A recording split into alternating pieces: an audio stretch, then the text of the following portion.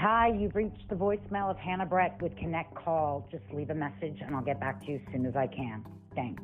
1 for more options. Anna, I got your number from my son's therapist. Just to give you a little background, my son is 16, currently struggling with anxiety, depression. He's definitely withdrawing from his school and studies, and he's just isolating in this room. He's definitely being bullied. My child is transgender and uses the pronouns he, him. So first and foremost, what I really love to hear about is if you are safe, would love to discuss the program and how you approach housing and group assignments. Love to hear back from you, and thank you. All right, bye. Hey, this is Hannah Brett with another episode of Connect Call, where I often say I do not have a clinical background, but I do have a PhD for picking up the phone for families in crisis. As cheesy as that tagline is, I think I'm going to go with it. Today, we have a very special guest, not only a good friend, but an amazing colleague in our industry. His name is Jordan Held. He is this amazing therapist out of Los Angeles. He owns and is the co-founder of Relentless Pursuit Therapy and Consulting.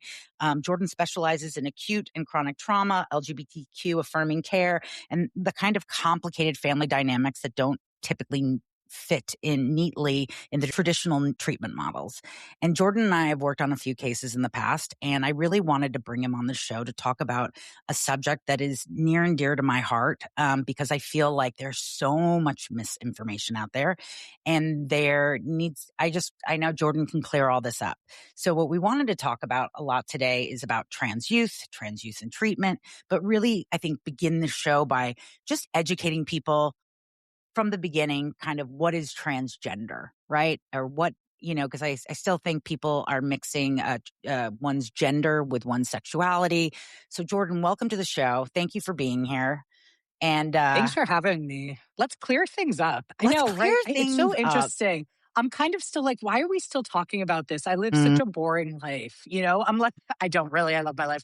But I do think that it's like, oh my God, like, why is this such a thing? Right. And then I take a step back and I'm like, okay, it's a thing because, we have these assumptions. We have these assumptions, around who people are, how they act, how they dress.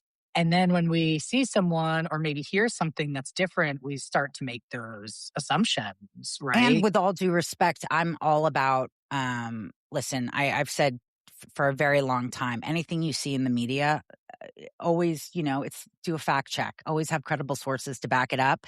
But there's a lot of misinformation out there. And to support kind of regulating healthcare for trans youth and all that. And so I think it's just important to hear from the professionals and the people that are working with these kids and individuals exactly what it is and what is going on.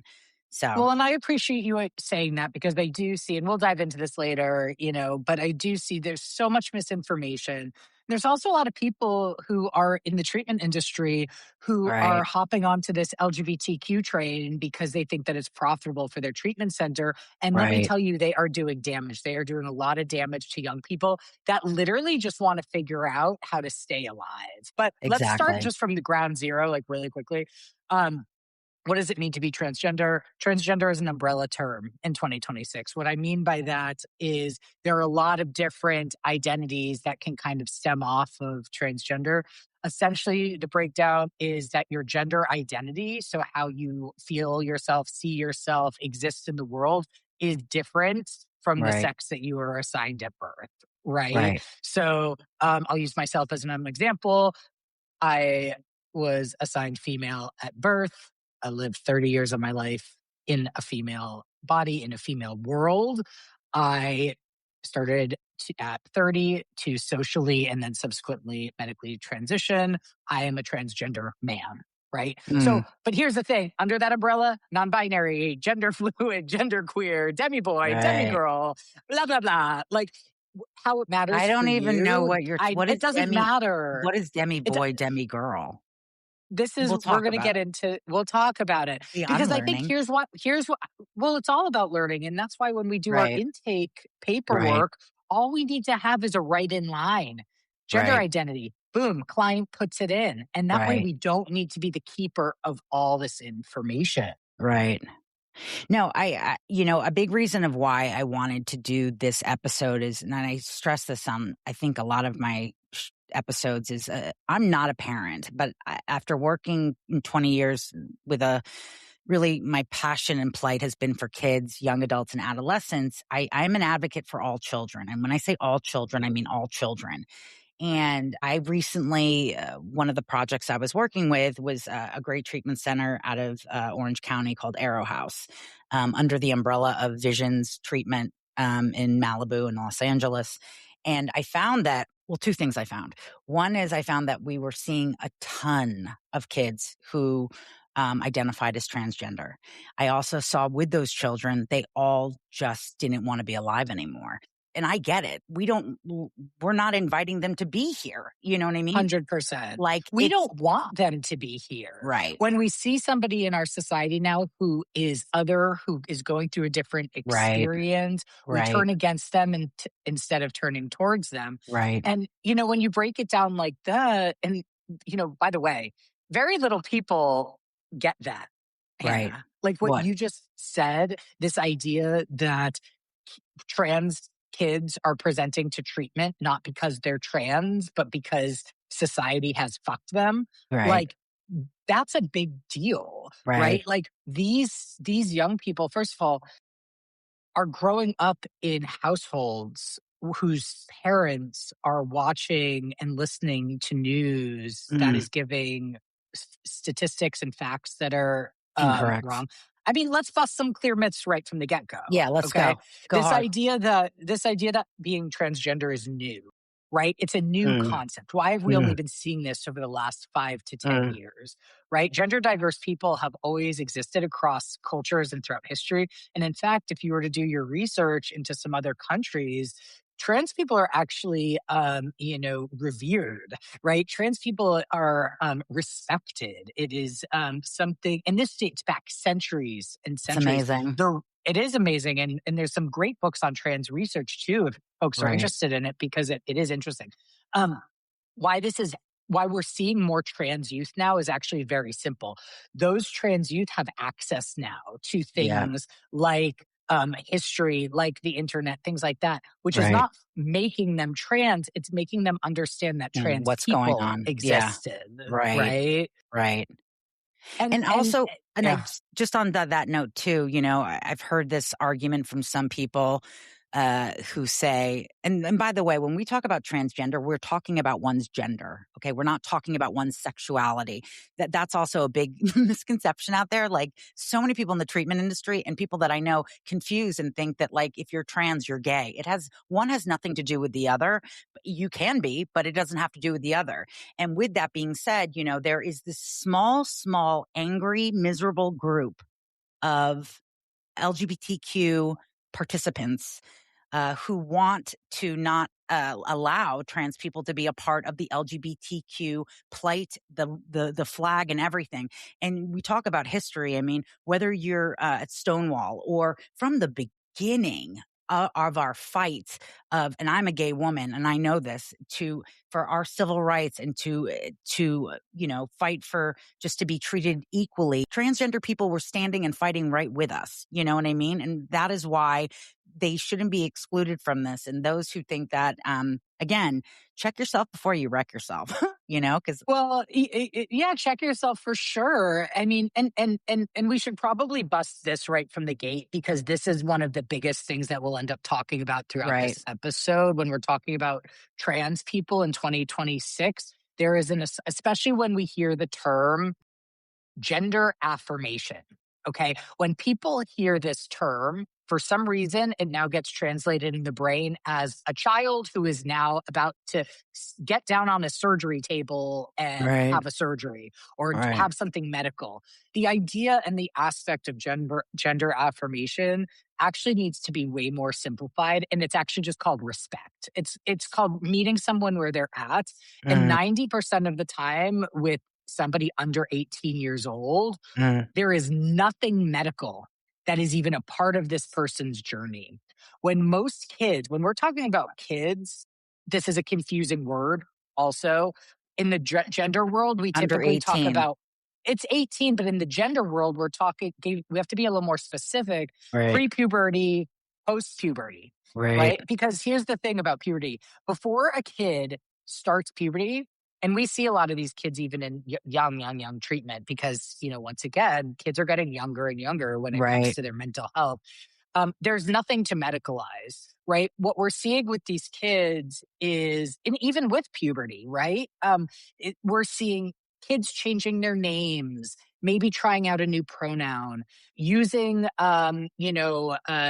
wanting to wear different clothes, wanting to kind of try out gender. Gender is something that we should all be trying out, by the way.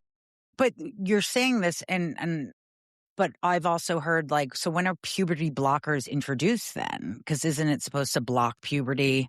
Yeah, it would be. So the children. way that, and this would turn into a medical podcast, right? Which is very interesting. I think, people should know about this stuff. It's a good question. Something like puberty blockers would be introduced at the onset of puberty, right? So pediatricians use what's called the Tanner stages. The Tanner stages measure where a kid is in puberty, right? So the blocker then would be introduced that would block the assigned hormones from this person. It would buy some time. Blockers are used to buy time. Meaning, so is that not considered medical care? Like when you're talking about... It is. It's medical care, but it's fully reversible. Okay. That's what you need. Say that again. Correct. Right. Blockers are fully reversible. Meaning people the whole don't know point, that. People don't know that. And here's what people also don't know. Blockers have been around, puberty blockers have been around for years. Right. They were used for kids who would go, who would start going through endogenous puberty. That means basically it's like puberty that started earlier. They would get blocked because you don't want to have a hairy 6-year-old. That's weird, right? No one wants a hairy 6-year-old. No. So these things, these interventions have been used for a long time. It's just that it was this is something we can use in gender care. But look, this is also a very small sect of the population, small, that would even go on puberty blockers and then subsequently cross-sex hormones. This would be a kid who came out when they were very, very young, who had a strong sense of self when they were 2-3 years old. Yeah. I mean, here's the thing, and this is where, a couple things. One, I have a girlfriend of mine from high school, and I've watched her from afar on social media, and she had, at birth, she birthed twin boys, right? But from out the gate, as soon as this child could walk, one of the boys really identified as a girl and dressed as a girl. And they respected and owned that and let her do that. I think where there's so much getting messed up is what you're just saying now is so important for people to hear, because they think the first thing I hear people say, and by the way, there's nothing more than I hate and dislike then if you're going to come to the table to disagree or to state these lawmakers to make these changes, it's kind of with women's bodies. They're so misinformed, and it's not only so misinformed, but they're making these decisions based on their fears. And what you're telling us is, and this is what I'm hearing from so many people, it's who are we to decide? These kids are so young that we're doing this medical care on, and what all I'm hearing from you is no medical care is really being done before 18. Also, anything that is being done, like a puberty blocker, everybody listen up, that can be reversed. It can be reversed. Right. And everything on 18 and under. And by the way, this is not happening in your household. So why do you give a shit? That's why do you more? Yeah. I mean, there's the why do you give a shit factor that's coming up. But the why this is important is because people are, first of all, parents need to consent. Kids are not just getting things, by the way. You should see the journey that it takes. Number one, in 2026, to find a gender clinic that will even work with young people, because this political administration has absolutely dismantled youth care out of propaganda entirely. Yeah. Right. And, the kids that, first of all, and I just want to before you go on, just to before we go on to that. And just to stress, and I vote for who you voted for, I don't care, but I have to stress this. This whole transgender plight with our administration is a bunch of bullshit, because if you really think about it, the transgender community takes up maybe 1% to 2% of Americans right now. And whether it's sports, which takes up, I think in college sports, I read it's like 0.02% of athletes, or in the Olympics, it's 0.01. These are all just this plight of trying to ban this and ban that. It's just a deflect from what's really needed to be done in our administration. And I feel horrible that these people and these kids that I have seen in treatment are being used basically their rights and everything are being taken away, and also being hated on because our administration's choosing to pick on them, Well, I mean, and none of this stuff, we've regressed. We've Sorry. regressed as a country. Yep. And I mean, Definitely. don't be. I mean, I think that that we have. so much of this is just misunderstood. I just wish people would listen. I wish people would actually ask questions to Yes. experts who Yes. understand this work, because Yes. what they would really realize is that when we're talking about kids, most of the stuff they are doing is irreversible. Even when a young person does start cross-sex hormones, if deemed correct, there isn't a fake, this idea of detransitioning. People are not doing that. Those numbers are so incredibly low. These Right. regret rates, this idea of regret, it barely exists. Right. And what happens when you don't listen to your young person is that they feel unsafe. They feel unheard. So how this translates into the mental health world and why we're seeing so many young people presenting to care, it's not because they're trans. Right. It's because society's telling them that they should not exist. Right. So they have depression, anxiety, isolation, school avoidance. Hell, some of these kids are not even going to school. Right. They are being bullied. They have had suicide attempts. Once again, it's not because they're trans. It's because they are being told they shouldn't exist. And so Right. they are being bullied. Right. Right? And that's, by the way, happening at treatment centers. Can we Yes. talk about that? Yes, we're doing great with our questions right now. I was just like reading over what we because we've hit a lot, but And we'll let's go back to sports. But that Definitely was also sports. another thing that Jordan and I wanted to talk about, is working in the treatment industry, the helping industry. I got into this work. I think Jordan did too. We help everybody, right? This mental health, substance use, the self-medicating with substance use, all of it, none of it discriminates. It's for all, right?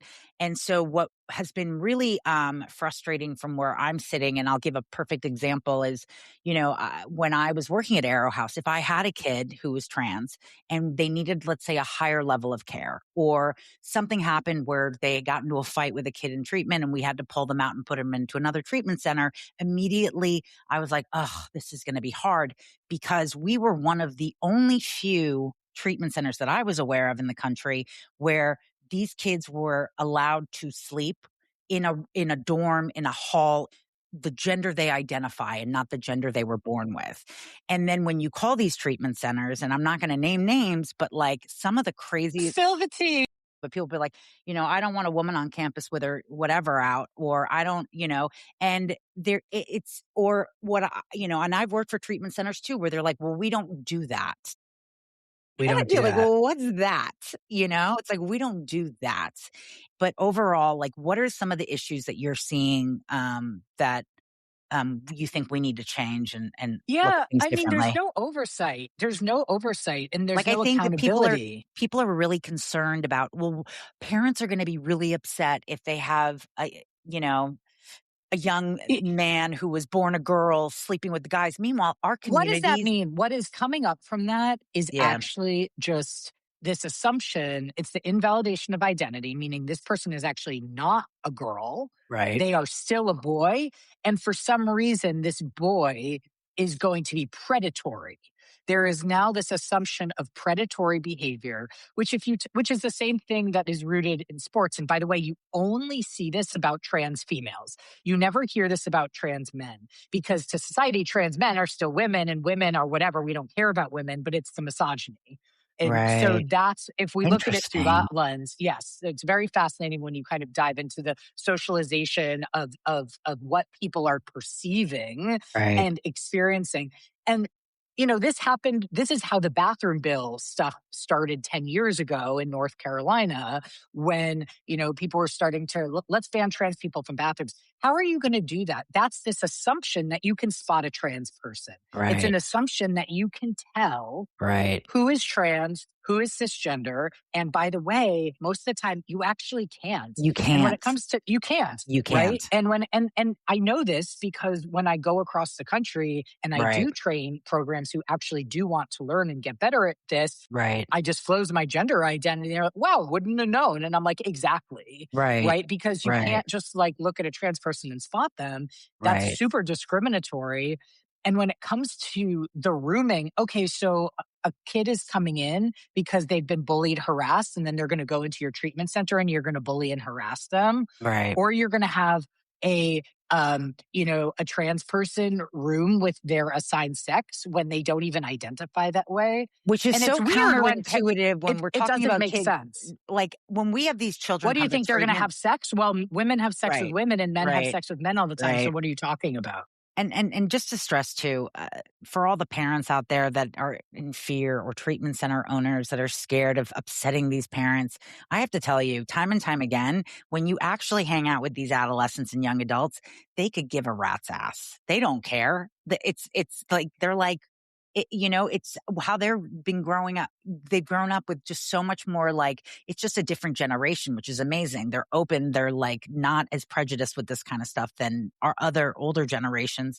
But I feel that, like, even, treatment centers I've worked with in the past where they still confuse transgender with being gay, or like, and I'm like, one does not have to do with the other. Well, and this is an opportunity for you as a treatment center actually to stand out, right? And to not Right. go with what everyone else is doing, right? To not be a Right. bigot, right? I mean, it's And usually, that's what it is. stems. And that's what it is. It And is. that's We what need to call it out. We need because to this call is it out that this you are a Right. discriminatory Right. provider.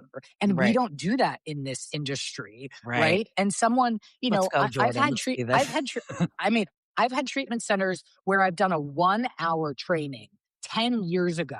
They threw something on the website that they are LGBTQ trained, competent. They have not come back to me for a refresher ever, right? And that's very intentional, right? It's a money Right. grab, right? Right. We can work with this population, but then this population goes to your treatment center. Right. They inflict harm, and then we have to undo harm. This is not the Right. helping industry, Right. right? And And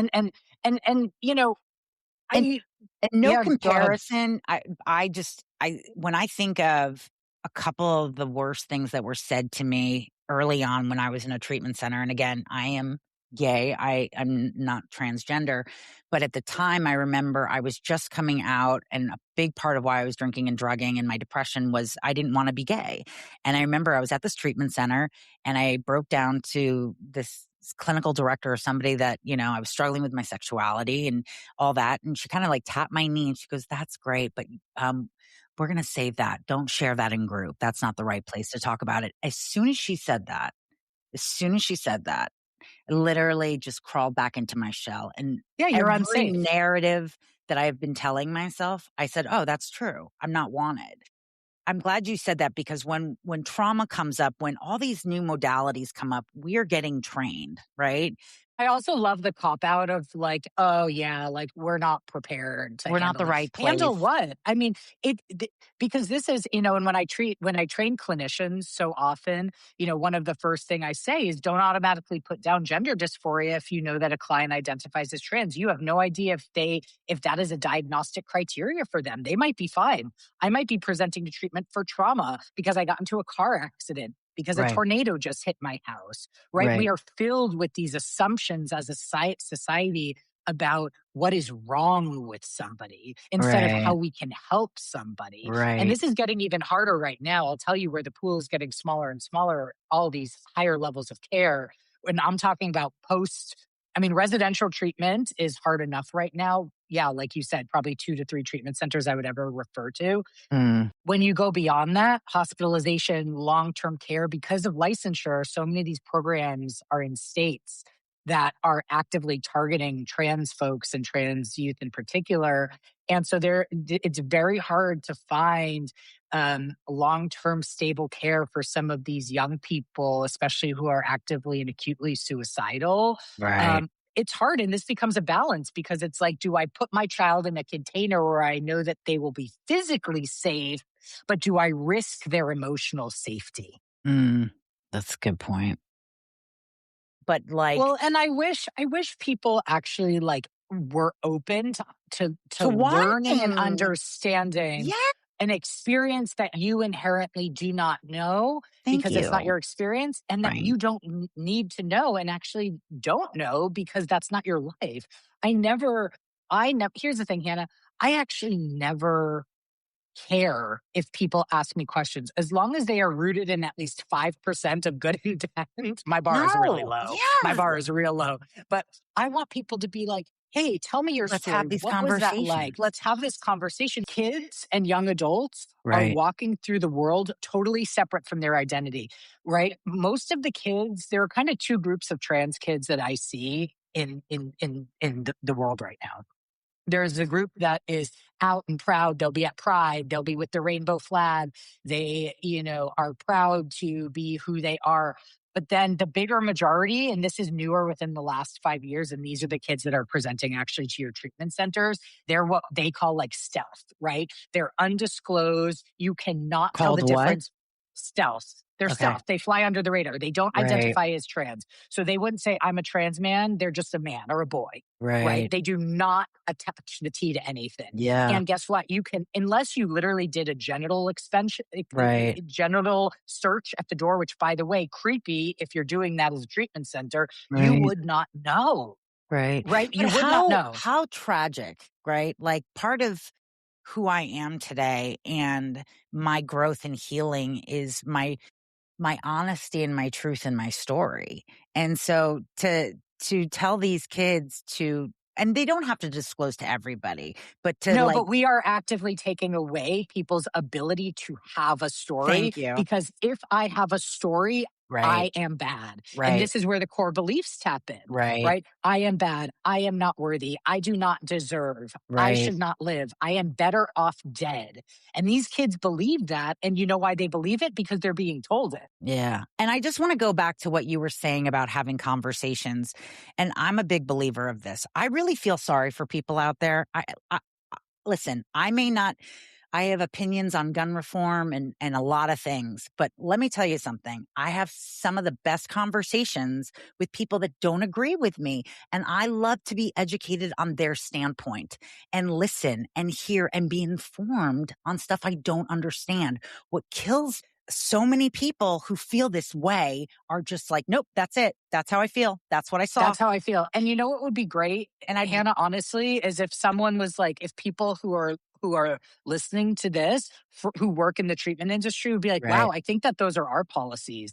I don't think that we actually have been trained in this. I don't think that we have competency in this. Wow, I really want to shift that, right? We don't need to be experts because, by the way, you don't need to be an expert on trans care. You're an expert on mental health. You know how you become an expert in mental health? You work with people, right? But can I say something that's really shitty, but it's the truth and I know it is? I go with it, yeah. Like in the treatment industry, like people were like, oh, we don't do this, but if Jennifer Lopez called with her child or Angelina Jolie called with her child needing treatment, we treat this child. They would take that kid so fast saying, oh yeah, we're good. I say it all the time. And it's again, no comparison, but my biggest gripe also around the holidays is when I go to all these treatment centers and all I see is a Christmas tree. And I'll say to these treatment centers, oh, so you don't take any Jewish people, right?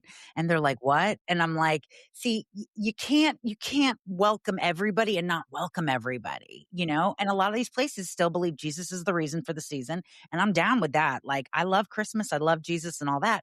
But if you are seeing Jewish clients and you don't have a menorah up, it's a sign. It's a sign. It's a safety. Yeah. I feel seen here. I'm seen. Yes. It just feels, or, for those clients where they're gay, transgender, you name it, and we're not even acknowledging that it's Pride Month. You know what I mean? It's just like, but we're like LGBTQ. We have an LGBTQ tracker, which cracks me up. We're Ugh. LGBTQ friendly, which cracks I me don't. up. What does that mean? What does that Can we say that mean? we're unfriendly? Like we're. What does I'm gonna make that LGBTQ sign. friendly I'm mean? gonna make We're gonna make bumper stickers. LGBTQ unfriendly facility. That's what actually the reality is. Really? We should actually. That's brilliant. Um, but Thank I you. think that yeah, that was really good. But I do I do believe that, and we joke about this because we've seen the harm, right? Yes. So I have Yes. seen young people go through every level of care in outpatient, PHP, IOP, RTC, long term care, therapeutic boarding school, and they are getting Right. harmed over and over again in this revolving wheel. When guess what could have happened the first time? I mean, I remember when I was back working at Visions, it was so interesting. We had this milieu one time of kids that was so incredibly diverse. You know, there were from the South, from parts of California that were super conservative, from like rural parts of places. And then we also had a milieu with a few trans folks. What happened in that milieu from the Yeah. day those kids were together to when some of them discharged was the Right. healing. That was the Yes. work. And that Yes. what was beautiful. That's what we don't see. It's people, it's like AA. It's like people who are from all of these different Right. backgrounds. They have one thing that's in common. It's Right. that they are alcoholics and addicts. And that's what it Right. was. But when we take that opportunity away and we take the learning away, and in parent groups, when a parent says something like, I don't really feel comfortable with those two people rooming together, instead of saying, okay, we'll change it, we say, let me tell you why we do this here. And how do you answer that question? Go. I say this, at this treatment Because that's center, so many parents supposedly feel like that. yeah, Supposedly. in the state of California, it's actually the law. People don't always follow it, but it's the law to room people based on gender identity, not the sex that they are assigned at birth. So we actually follow California law, Which is amazing. right? Which is amazing, weird, shocking, I know. But I think that, and we could go deeper, right, into the why. And there's also a lot But of other when you have factors. parents who have this fear Yeah. and you're on the phone with them, right? And Mhm. they're like, I don't feel comfortable, da da da da da. How do you answer that? Yeah, if someone's saying I don't feel comfortable, I want to understand why. So the first thing that I'm Right. going to do is have to tell me why. Well, like they're, I'm scared for my kid, and they're not going to feel comfortable about this. And then, what it is you work with them very slowly, and sometimes it's a gradual process. They're Meaning, fair enough. Yeah. it's their fear, and there are ways to mitigate this. We don't just want to come in hot and be like, this is what we do. But Right. let's say there's an empty room, we wouldn't be putting the trans kid in the empty room. This is what treatment centers do all the time.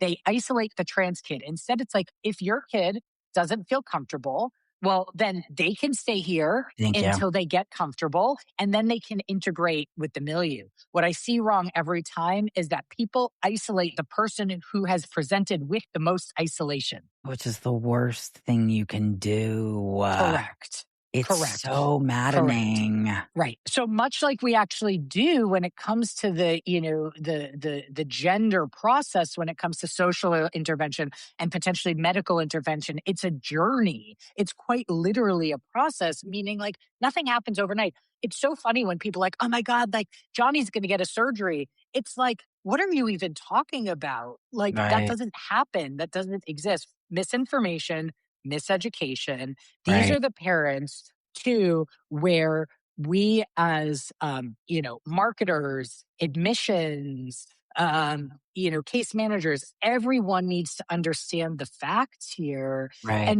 and where someone is on transition, right? So most of the time too, and this is where it gets more nuanced, And just into like has any other somebody kid that comes into treatment, and thank you for saying this, and I stress Yeah. this all the time, every kid that is being assessed for a treatment center is different, and their needs Correct. are different. So And let's it's say not a kid across the board. Yeah. No, but Hannah, thank you for saying that, because when it comes to this, there are nuances. If Right. somebody who is assigned female at birth came out 2 weeks ago, was like, I'm now going by Steve and I'm using, they, them pronouns and I want to be with the guys. We're going to assess that further because that person literally just came out. They might Right. actually not feel comfortable. We also shouldn't assume that they want to room with the sex that Right. with their gender identity. That Right. person might still want to room with, the females, for Correct. example. We Correct. don't know. They haven't even started their journey yet. So just because they identify now as trans masculine doesn't mean they necessarily want to room with the boys, right? Right. What we need to Right. understand are the different experiences. Somebody who has, for a trans girl, who has, socially transitioned and then been on blockers and then been on cross-sex hormones since puberty, they're phenotypically a girl. They've already grown. They've gone through female puberty, essentially, right? Like so you're not going to room with the boys. That would be really weird. By the way, that would also be outing them, Right. right? And that's not what we want to do either. But it is the misinformation. It's like, I love the statistic going, we didn't talk about sports and that's fine because I think it's almost like a ridiculous topic, but It's it the is most helpful. ridiculous topic. It's so and ridiculous. I need to say this because I said it to a friend of mine the other night because like I've heard from some of my friends that are athletes. They're like, it's not fair. It's not fair. I go, you know what's not fair? What's not fair is like I was watching the playoffs and I was saying this to you the other day, like when you're a Knicks fan and you're going up against a guy on the Spurs team Wemby, who's 7'4", who can touch the net, that's not fair. So how can you in competition, that's how it works. So it's like to then just like say, well, trans males can't compete with it. Just like well, it's never trans males. It's always trans females because correct, trans correct. females to people are still men. Therefore, they're like Right. advantage. But exactly, yes. Okay, I'm playing against Wemby. Michael Phelps, why did he win so much? Well, actually do research into his physiology, his Right. wingspan, his VO2 max. It's much That's higher. not fair. That's not fair either, right? Right. Simone Biles, not fair. Pastor Right. Semenya, not fair. And these players, there's only like 10 of them, right? We did the numbers. Hannah, there are 10. At this point, it's probably less because the NCAA is actually cracking down on things. They're out of 510,000 NCAA athletes. Yeah. There are 10, maybe under 10 trans athletes. And you know why you're crazy. not hearing about them? Because they're not winning anyway. Yeah. Like what? They're not a threat. So when people get so upset or like even bring that up as an argument, I'm like, are you serious? Like, well, no, it's actually sad if I think we joke and cope through laughter and it's our trauma. Yes. But I think what's actually like really sad is that my clients who I see who are in the teenage years and identify as trans, they wouldn't step foot near a field or a court because they are so scared of being bullied. So if you recall back to your childhood, where did you learn so much about life? Through play. Right. You learned through play. You learned through being with other people on the playground, playing basketball, playing soccer. These kids don't have that, not because they're trans, but because they've been ostracized and they've been othered. So this kind of fallacy, and by the way, have you ever seen youth soccer, for example, is perfect. It's co-ed. Right. It's co-ed, right? In a lot of the time, because there's no biological, physiological advantage when you haven't even gone through puberty. Right. And, we're really the same people that are in the treatment industry to quote unquote help are the ones who are actually harming. Right. And this is one of the places, it's not only about this care, but this I would say is in the top 3 ways where this industry should actually be ashamed of itself. If you do not stand up for marginalized populations who are getting marginalized outside of your walls, you should be shut down. Yeah. I so agree with that. It's so crazy to me. Like, and I have this argument. Jordan's a good friend of mine, and I'll say it. Like, what you will know about me and get to know more is I'm very outspoken, and I'm kind, and I am funny. But what I do not like is when people stand on this pedestal of, look at me, I got a 30-year chip in sobriety, and look at us with all of our amazing CARF and JACO accreditation, and we're like the best treatment center, and da-da-da-da-da.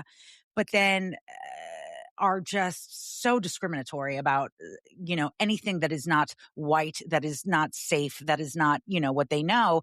And that's not treatment. That's not how it should go. It's kind of like, it's a lot of things. I mean, we can get really into it. It was kind of like when Black Lives Matter, and then everybody starts to put like the black kid in the brochure. And it was just, you know what I mean? It just, to me, I don't know. I wasn't raised that way. My mother raised me to, you fight and you advocate and you love all children, no matter where they come from, no matter where they were born, no matter what their faith is, no matter the skin color, no matter anything, sexuality, gender, anything. And an episode I really want to do is kind of discuss about the difference between adolescent treatment that is good and then this whole troubled teen behavioral modification group of facilities that, in my opinion, should be shut down under the guise of Christ. A lot of them are like Christ-centered, not all of them. I'm not against faith-based treatment, but I am against anybody using the word troubled teen and also behavioral modification. Time and time again, when I look at these programs and I see these kids who are going in and parents are concerned about their sexuality, or they're, my son thought he was Alexis, but we brought him back, and after doing treatment there, he's now back and being Nick. Like, to me, that is not only abuse, it is so much harm, it is neglect. But but I wanted to ask you, when just briefly tell me, when you're working with a treatment center and you start training with them, like, give me an overview, a little bit of what that looks like. What are you showing them? Yeah, I mean, we have to start from the first phone call. It's Right. all from the first phone call, because if I'm, undercover boss, I can really start the that first time. show. Oh my God, I know. That should be you, actually. That's We talked about it. If Yeah, I had that's right. That's budget right. and makeup, I would love to do undercover Yes. treatment and just go in and discuss these programs. So it starts really with admissions. Well, Right. It starts with your website. It starts Right. with your website, really understanding like who you are, what you stand by, what your discriminatory philosophies are, Right. how and then it really is that first phone call in terms of like, me as a parent, if I'm a parent of a trans kid, I want to really understand, talk to me about your milieu, talk about how you room kids, talk about the training that your staff and your therapists have. Do you respect my child's pronouns? Do you respect, Right. this journey? Right. Do you have, specialists that work with this, or do you contract out, with clinicians who can really help?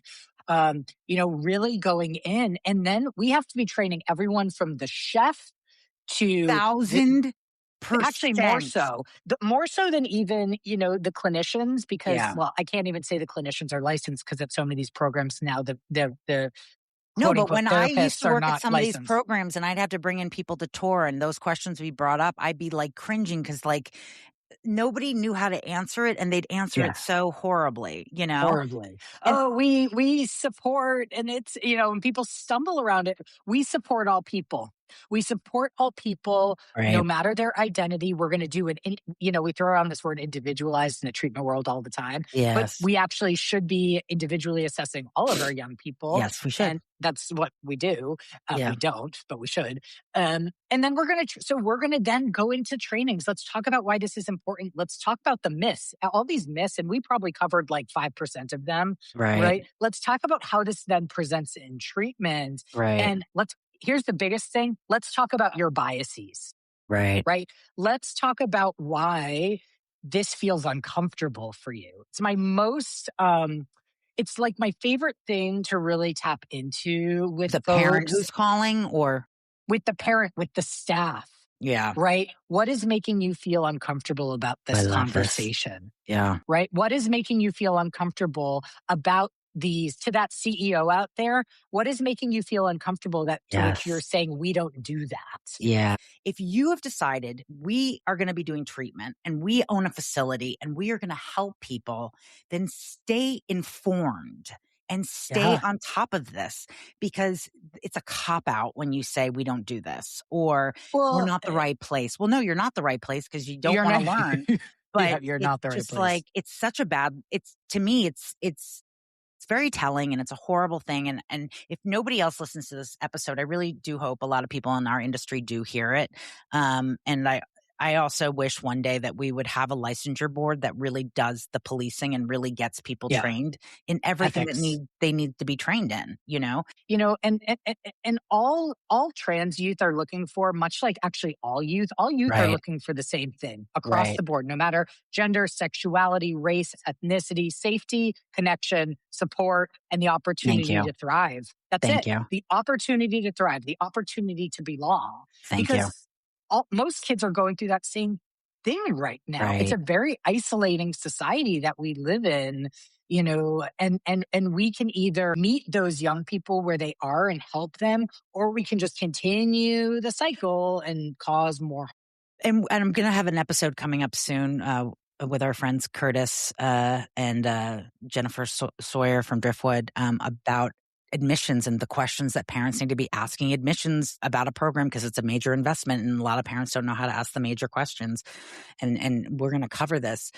Before we let you go, and I'm going to have you back on because you're amazing, I always say to I'm going to start saying this now to my guests, because we're called Connect Call, right? And we have this opportunity to be on the phone with the family. If you were on the phone with a parent right now or somebody, a loved one, what would your parting words be? What would you like to leave somebody with before they get off the phone with you when it comes to transgender youth and treatment or needing treatment? Like, what would be some parting words for them?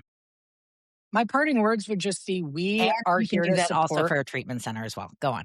Yeah. I mean, for the parent, it would be like, I understand that this is a really scary, endeavor that you're going through, navigating this journey with your child. Like, you're in the right place. You're doing all the right things.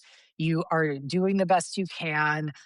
You don't need to know everything, but this is why, you have us. Thank you for trusting us. And same thing with the treatment center. It's like, it's, hey, we're not going to get everything 100% right all the time, but guess what? We're going to do the best we can. Thank you. We are going to create a safe environment and space and culture. We have a culture of safety. We don't say this is a safe space. That's something that's up to somebody to determine themselves. We have a culture of safety, and we will make sure that you're taken care of. Right. And we are going to try and we can't erase some of the negative things that this young person has dealt with out, but we can make sure that they can have a different experience with us now.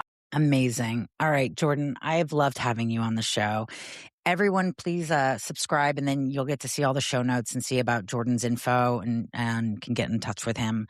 But it has been a pleasure. You are a force to be reckoned with, and we are very grateful to have you. I'm grateful to have you in my life, but also in the treatment industry. We need more people like you. So thank you so much. Thanks for having me. All right, take care. Thank you for tuning into this episode of Connect Call. As we conclude, remember that insights shared are intended for informational and educational purposes only and should not substitute professional medical advice, diagnosis, or treatment. We strongly recommend consulting a qualified medical health professional or healthcare provider for personalized advice tailored to your unique needs. Your mental health journey is important, and having the right support is essential. If you're experiencing a mental health crisis or require immediate assistance, please reach out to a mental health provider or emergency services in your area. We're grateful to have you as part of our community, and your well-being remains our priority. So follow us on social media to stay connected, and be sure to catch one of our episodes on our YouTube channel. We're here to support you every step of the way.